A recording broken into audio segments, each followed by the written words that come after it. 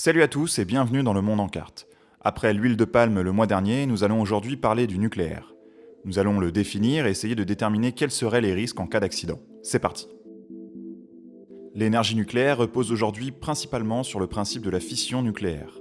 Un atome est composé de neutrons et de protons, qui composent le noyau atomique, et d'électrons qui gravitent autour. La fission nucléaire est le fait de diviser ce noyau atomique via la collision avec un neutron extérieur, ce qui va avoir pour conséquence l'expulsion de neutrons propres au noyau. Ce phénomène entraîne une création d'énergie, et donc de chaleur.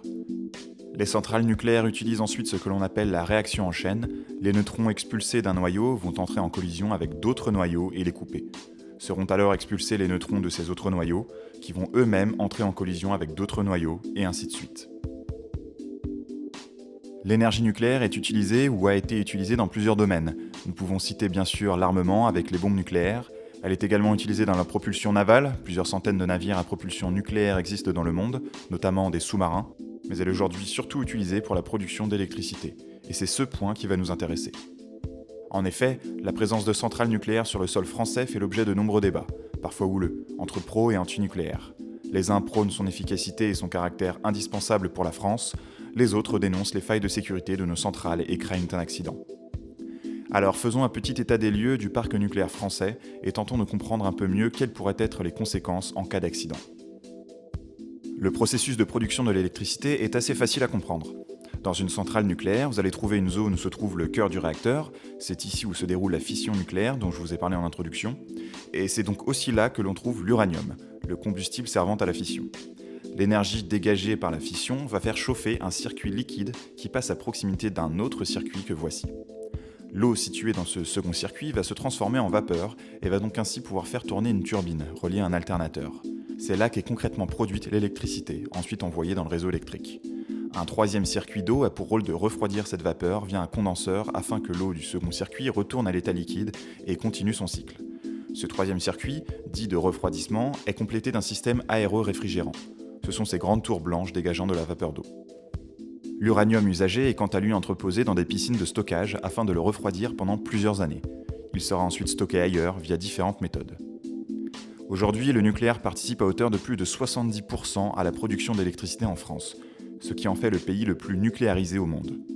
La France a exporté en 2016 71,7 TWh et en a importé 32,4, soit un solde positif de 39,1 TWh.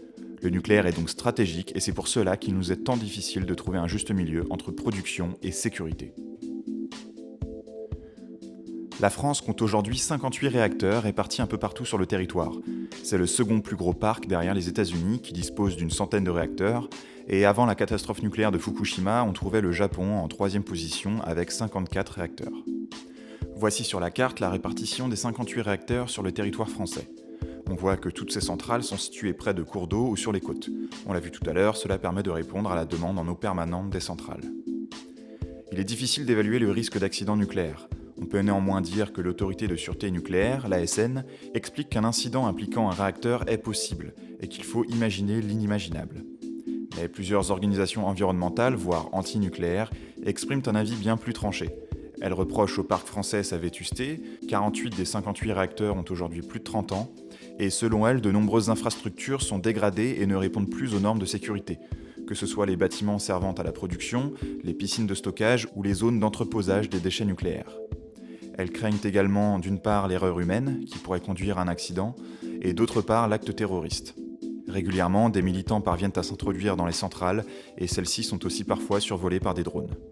Bref, le débat sur la sûreté nucléaire est sans fin, et je ne serai de toute façon pas en mesure d'apporter une réponse quant à la probabilité d'un accident.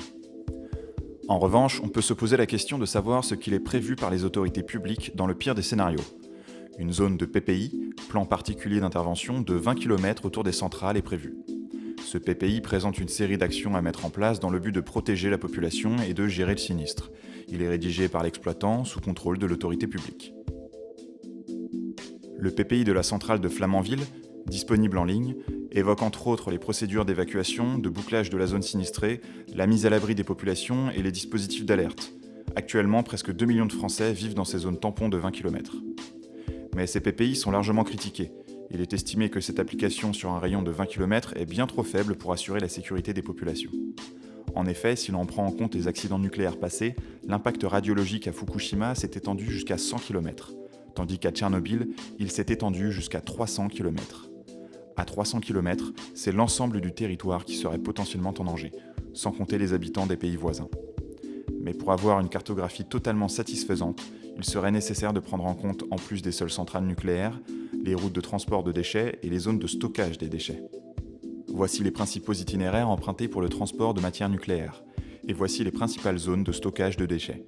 Il faudrait donc prévoir des plans d'intervention également en fonction de ces nouveaux éléments. Alors, ne serait-il pas exagéré et alarmiste de prévoir une zone de 300 km ? Eh bien, pas vraiment. En revanche, il est probable que dans le cas d'un accident, l'ensemble de la zone ne soit pas touché. En effet, ce type d'événement est extrêmement dépendant de plusieurs facteurs, comme le vent, les précipitations, la pression atmosphérique, les courants marins ou encore la topographie de la région. Lors d'un accident, selon ces éléments, vous pouvez donc avoir une partie de la population vivant à seulement quelques kilomètres d'un côté de la centrale qui ne sera absolument pas touchée, tandis qu'un vent fort poussera les particules radioactives à plusieurs centaines de kilomètres de l'autre côté. On peut donc réellement se poser la question de l'utilité de cette zone tampon, qui est arbitraire et ne prend pas en compte les différents éléments impactants cités. Pourtant, des simulations ont déjà été réalisées, notamment plusieurs juste après l'accident de Fukushima, qui se sont révélées plus ou moins précises suivant les méthodes utilisées et les périodes simulées. Voici 4 cartes de l'accident de Fukushima comparant les simulations et les mesures réelles sur différentes périodes. Les simulations sont représentées par des aplats de couleurs, tandis que les mesures sont représentées par des points de couleur. Les couleurs vont du jaune pour les plus faibles intensités radioactives au rouge-violet pour les plus fortes. On peut voir que pour le 12 mars, soit le lendemain de l'accident, les simulations ne longent pas assez la côte par rapport aux mesures. Entre le 14 et le 16 mars, la simulation de la zone de fort dépôt entre le site nucléaire et le bassin de Fukushima est plus réaliste, quoique encore légèrement décalée. L'épisode du 18 mars est quant à lui correctement simulé, et entre le 20 et le 21 mars, les simulations parviennent à être correctes également grâce à des prévisions météorologiques plus précises. Avec ces exemples, on voit donc que ces simulations sont compliquées mais faisables, et il est certain qu'elles seraient plus efficaces que de simples zones tampons circulaires. Réalisées en amont d'un accident, ou même juste après, elles permettraient d'alerter et de mettre à l'abri les populations prochainement impactées. Intéressons-nous maintenant aux autres conséquences qu'aurait un accident nucléaire, notamment en matière de pollution marine et de pollution des sols. Reprenons l'exemple de l'accident de Fukushima pour ce qui est de la pollution marine. Sur cette carte, qui montre un état des lieux un peu plus de 3 semaines après l'accident, on voit que la contamination est importante près de la côte et se réduit au fur et à mesure que l'on s'éloigne des terres. En fait, la radioactivité se propage beaucoup moins dans l'eau que dans l'air, et elle y est également diluée plus facilement. Ainsi, la dilution d'une tonne d'eau contaminée dans 1 km3 d'océan divise sa radioactivité par 1 milliard. Nous avons donc plutôt intérêt à voir l'eau contaminée se disperser rapidement pour réduire les concentrations en radioactivité. Près des côtes par exemple, l'eau est moins renouvelée, moins brassée et donc moins diluée. On risque alors de voir une contamination plus forte et surtout plus pérenne. Cela pose problème pour toute la vie marine vivant dans les milieux proches des littoraux et les activités de pêche doivent donc être drastiquement contrôlées.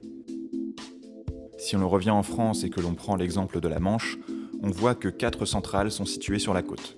Mais ce sont les centrales de Paluel et surtout de Penly qui poseraient a priori le plus de risques, car des zones présentant de faibles courants marins se trouvent à proximité. L'eau contaminée pourrait donc être retenue sur place et être très concentrée. C'est moins le cas pour la centrale de Flamanville, où les courants à proximité sont plus forts. Néanmoins, la Manche étant un couloir étroit entre la France et le Royaume-Uni, une contamination risquerait de toucher les côtes des 2 pays. Il faut noter en revanche que dans le cas de Fukushima, la contamination massive de l'eau était aussi due au fait qu'un tsunami était impliqué dans l'accident. En ce qui concerne la pollution des sols, prenons comme exemple l'accident de Tchernobyl. Cette carte montre les territoires contaminés après l'accident. Plus l'on va vers le rouge, plus la contamination augmente.